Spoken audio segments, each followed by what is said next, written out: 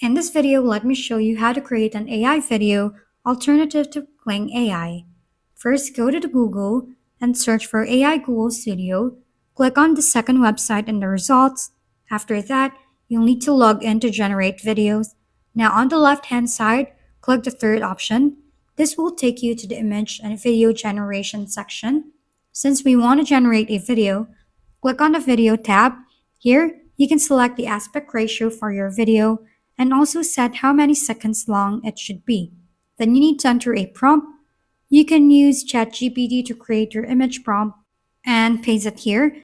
Just copy what I write or create your own description. After that, click the Run button. Within 3 to 6 seconds, your video will be generated and ready. You can then click on the download section to save your video. You see it's in 4K quality with no watermark and looks completely professional. Thanks for tuning in to How to Doctor. If this video was helpful, please like and subscribe. And if you have any questions, drop them below, and we'll see you on the next video.